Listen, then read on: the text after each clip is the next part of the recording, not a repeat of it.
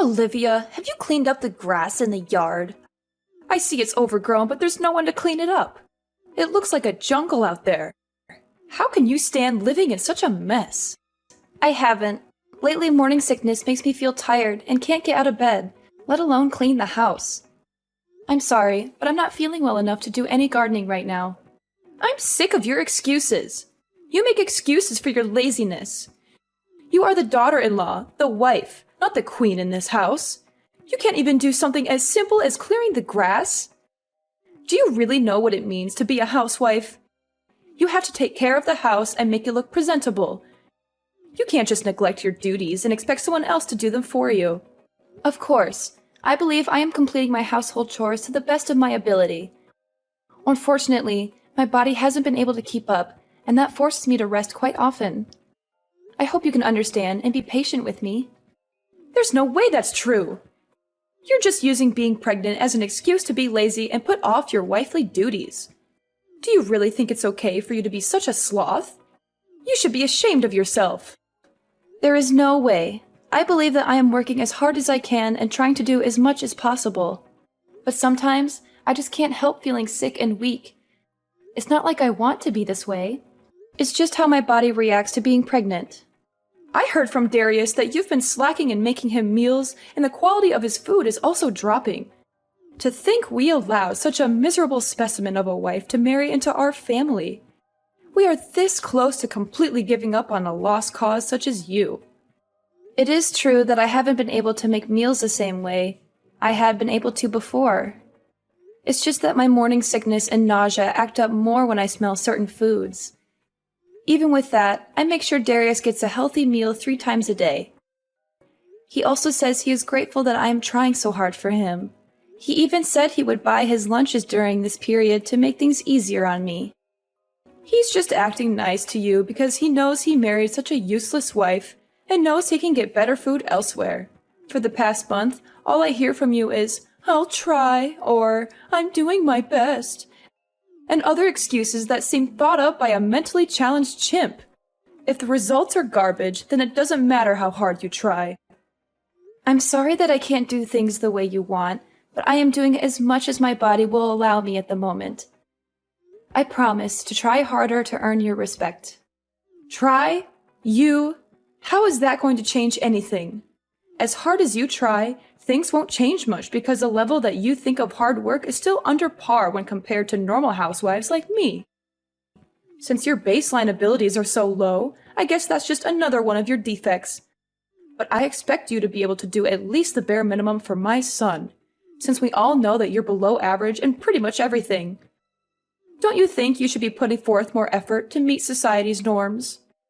I have no response to that. While that may be true, I'm sure I could do more if I was able to get more advice and support from you, my mother-in-law. You want my support? Why would I lend my support to someone who doesn't try hard themselves? If you want my support, you need to earn it. No way in hell will I help someone as lazy as you and only good at giving excuses. You probably tricked Darius into having a child with you, right? What do you mean? That makes no sense at all.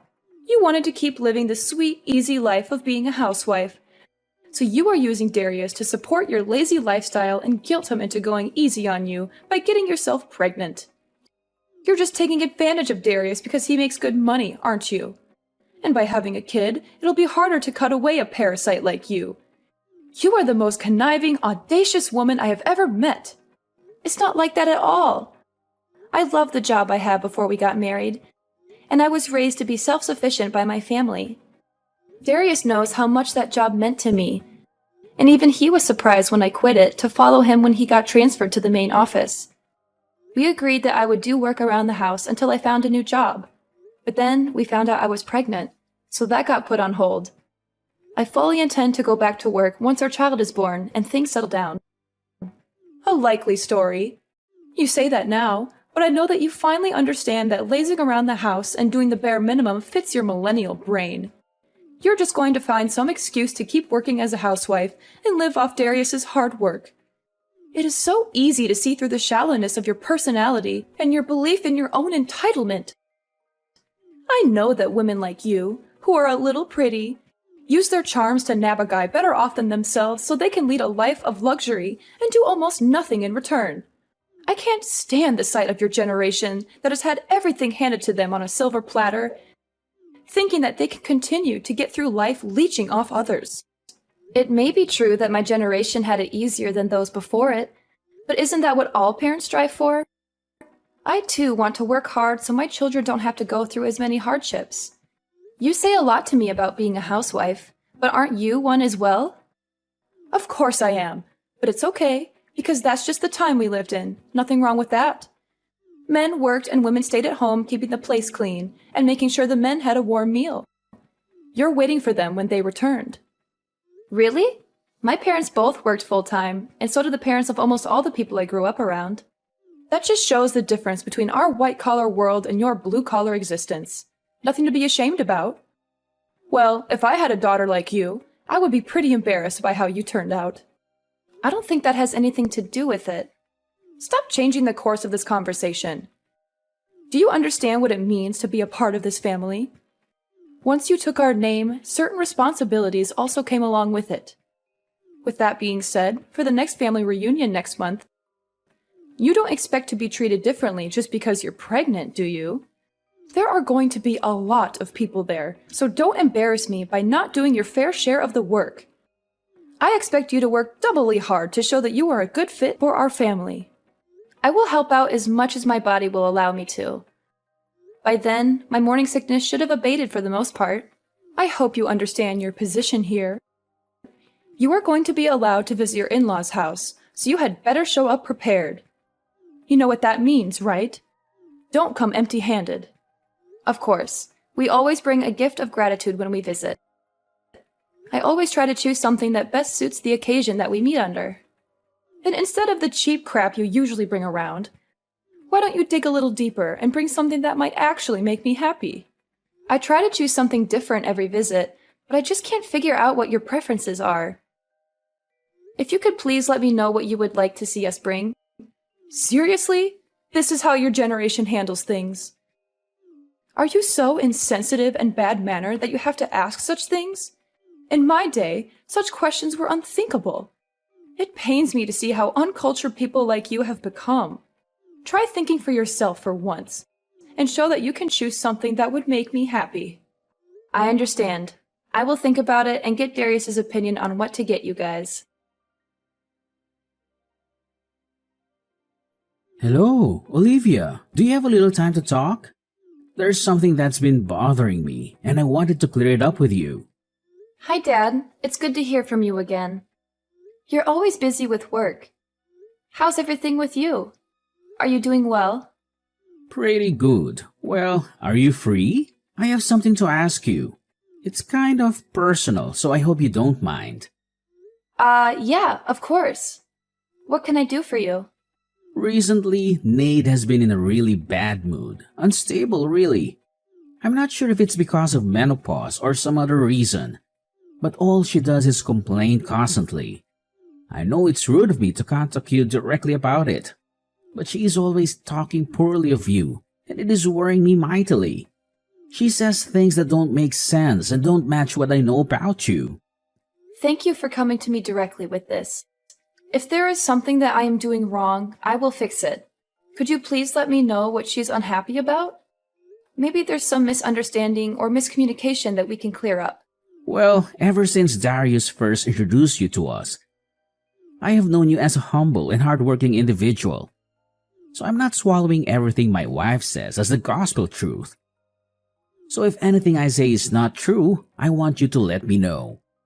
Just hearing you say that makes me feel safer and happy. Thank you for trusting me. You're a good father-in-law and a good friend. Okay, so for example, is it true that since you quit your old job and got pregnant, you've been blowing through Darius's savings? What? That's impossible! We've been making do with the income Darius brings in every month and haven't had to resort to either of our savings yet. Darius gave me full access to all his accounts so I could get things ready for our baby, or make things easier for me while I'm pregnant. But I feel that the money should be saved for something else if we can get by with what he is making already. I see, so Nate is lying to me again. It's hard for me to say it, but that seems to be the case. Also, since I'm at home resting most of the time, I don't really have a reason to spend much money at all. There is no reason at all for me to dip into Darius's savings. That makes sense. According to Nate, ever since you got pregnant, your personality has shifted and you've been buying expensive brand products to relieve the stress you feel from the pregnancy.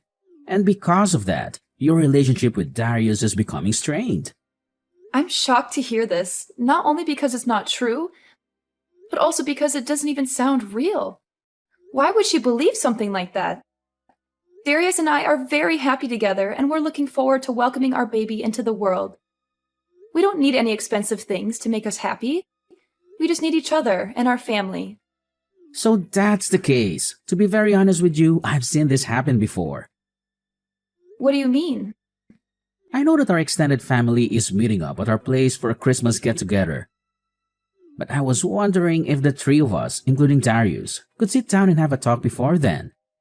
There's something important that I need to tell you both. It's about Nade and her past. Of course. I will check with Darius, but I'm sure it would be fine. He wanted to talk with you too. Ha ha! Olivia, your face was priceless. Your expression when a glass of champagne is thrown in your face is hilarious. I wish I had a camera for it. I would frame it and put it up in our entrance so everyone could see the stupid look you had on your face. This is an example of a country bumpkin that decided to sit down for a minute instead of doing exactly what her mother-in-law told her to do. It would be the engraved caption under it. I only sat down for a minute. I didn't think that would enrage you enough to splash a glass of wine on me like that. Moreover, this is the Christmas gift that I spent a lot of time choosing for you.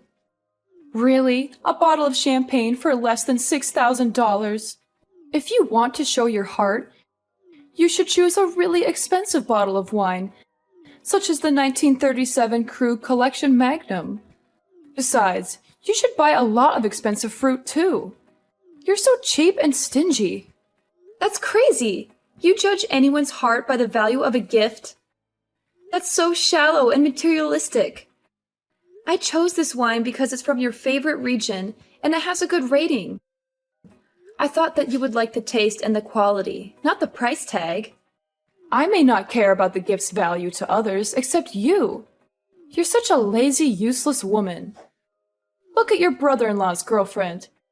She's so cute, capable, and knows how to please. She brought me a diamond necklace and a bouquet of roses. She's 1,000 times better than you. You're going too far.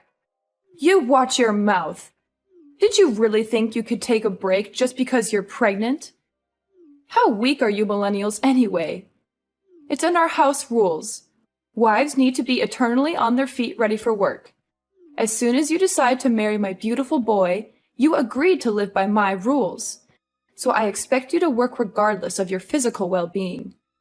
I was helping out the entire day without rest. Not even being allowed to rest for a minute is too harsh.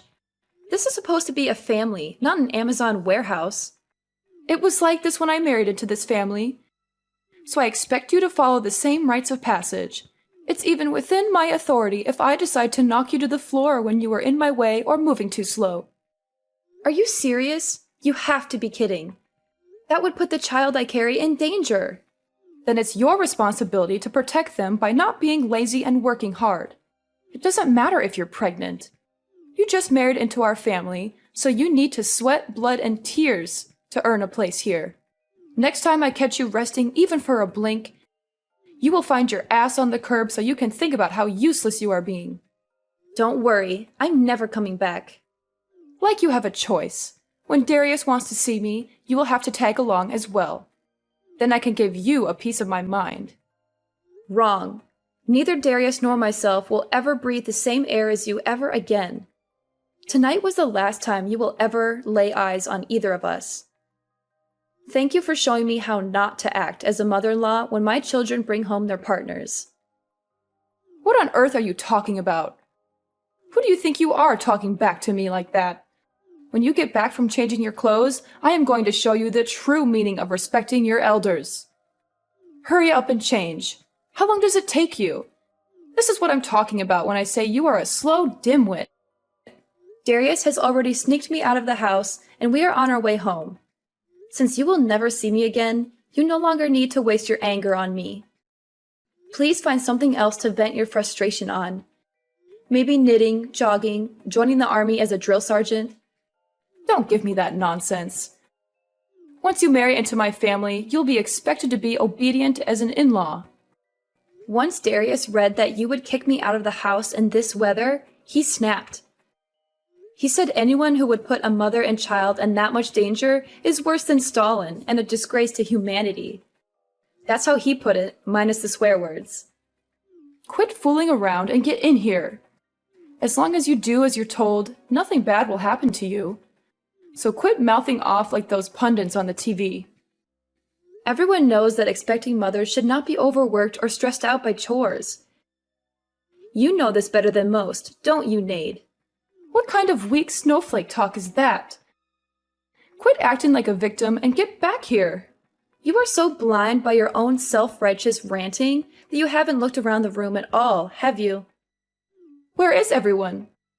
You've just been projecting your own hypocritical standards onto me this whole time, haven't you? The lazy daughter-in-law that always shirked her duties was you, wasn't it? How dare you? How would you know anything? I heard everything from your husband. When you were pregnant with Darius, you used that as an excuse to completely stop doing housework. He said that he would come home to a filthy house with no food in the kitchen, but find you in your infamous reclining Buddha pose on the sofa, giggling and munching in front of the TV. Infamous? What's that mean? Yes, it's an inside joke amongst the whole family. You were probably in that pose on your sofa during most of our conversation, weren't you? How dare you? No, I wasn't. Your sister snapped a pic and sent it to me before she snuck out 15 minutes ago. And your brother showed me his collection of pictures he's taken of you over the past 20 years. On that couch, in that pose. I actually wet myself a little laughing, looking at them. I would like to blame it on the pressure the baby is putting on my bladder, but it probably would have happened regardless. Lies! Horrible lies! Back to the main point. When you were pregnant, you used that as a shield to avoid doing any chores, even when you felt fine. In fact, you always boasted that you never once experienced morning sickness to your friends after Darius was born. You went on shopping sprees with his credit cards, claiming that it was the only way to relieve the stress you felt from the pregnancy. Whenever someone confronted you about your behavior, you would go into hysterics and enter drama queen mode. I don't know what Ryan told you, but it's obvious that those are all lies. He's just trying to make me look bad. I even heard similar stories from his siblings, cousins, nieces, and nephews. With so many corroborating stories, it's difficult to believe your claims that they are all lies. They all said the same thing, that you were always rude, lazy, and selfish. That you never helped out with anything, and always expected to be treated like royalty. That you made everyone's life miserable with your constant demands and complaints. How could you? Why would you stick your nose so deep into our family's affairs? You're just an outsider who married into this family. You should be grateful that I even let you stay here and not cause any trouble. There is no reason for Father to lie. In fact, these stories only make him look bad for letting you walk all over his family name. There really was no need for me to talk to so many other family members. But once they heard that I was looking for more evidence, they began contacting me instead. Ryan telling me his story had the effect of that little Dutch boy taking his finger out of the hole in the dike. There's even a group chat full of family members trading stories about you named A Compendium of Caligula, Nade's Chronicles. You can credit that clever alliteration to Darius. This is the most humiliating thing I've ever heard. How dare they talk about me like that behind my back? They are all liars and traitors. Oh, it gets worse. Your brother made an internet forum of the same name and it blew up. A what? It's better if you stay clueless about that one. Trust me, you don't want to know what people are saying about you online. How could you do something so terrible to me after all I've done for you? Me? I just asked questions if my treatment at your hands was par for the course in this family, and obviously it wasn't. How dare you put me on the spot like this? So what if it's true? What are you going to do about it? I'm not going to do anything. The bear incident that you so enjoyed inducing seems to be the straw that broke the camel's back. Ryan has had enough and intends to cut you off completely. What do you mean? Where is he? He's in the passenger side next to Darius. Why did you take him with you? What are you going to do to him? Whoa, stop jumping to conclusions. We didn't take anyone. He wanted to come with us because he was sickened by what you did tonight. He was in tears and on his knees begging us for forgiveness, even though he did nothing wrong. Why does he have to apologize? You're the one who is being lazy. You were the one loafing around her entire life. Ryan? No way. Yes way. He decided to reply to that after reading it. Tell Ryan to stop coddling you and get back where he belongs. It seems that you are always the abnormal one. His parents disliked you from the beginning, but he stuck by you out of duty and the hope that you would become a better person. That's not true. They loved me like their own daughter. I was the best daughter-in-law they could have ever asked for. You never brought gifts. You entered their house without greeting them. You acted like you owned everything. You disappeared into the bathroom whenever it came time to clean up during family get-togethers. You talked down to everyone like it was your right because you married the eldest son. And the most hypocritical thing of all is that you used your pregnancy as a get-out-of-jail-free card to avoid helping out during the family's Christmas party. How did your ears not burst into flames of embarrassment, telling me to do all the things you refused to do? That's not exactly the way I remember things. Maybe it's possible something like that may or may not have occurred in such a way at one point in time, if viewed from a certain way in a specific context. You could have made a fortune as some politician's speechwriter. You, even bald-faced, lied to me that you were treated the same way you were treating me. Ryan's family was nothing but accommodating to your selfish outbursts and diva-like outlandish actions. Then you had the gall to force all your work onto your son's pregnant wife. You never lifted a finger to help with anything, but you always complained about everything. Well, I'm not young anymore, so it's only right that a younger person works harder than an older person. It's the natural order of things. You should respect your elders and do as they say. You are only 45. My mother and aunt are in their 50s, and they still work full-time jobs in addition to doing house chores. They never ask for anything in return, but they always give generously to others. They are the true examples of respectable elders, not you. I think I have arthritis and cataracts, so it's dangerous for me to work too much. I need to rest and take care of my health. Well, new excuses. I've heard enough. I am tired of your bullying. Darius and Ryan are done with your indolent and reckless behaviors. So before you can harm me or the life I carry within me, we will leave your life. Wait, what do you mean by that? Speak more clearly. Come back here and say that to my face, you coward. I already said that I will never share the same building with you again. Darius and Father won't allow me, and I don't want to. None of us want anything to do with you anymore. Ryan will return in time, but when he does, it will be to make sure you leave his house. What? Why do I have to leave my own house? He's done with your erratic, hypocritical outbursts. He said he was fine overlooking your behavior up until now because it only made him look bad and didn't directly hurt anyone. But once you threatened the happiness and health of his son's family, you had gone too far. Fine. So as long as I let you ignore doing housework around here, it'll be fine, right? That is the least of the issues you've perpetrated. Dumping drinks on a pregnant woman and kicking her out in the winter cold are actions of a psychopath that are unacceptable in any society. Ryan says you need to look back on your actions and live with the consequences. Okay, I get it.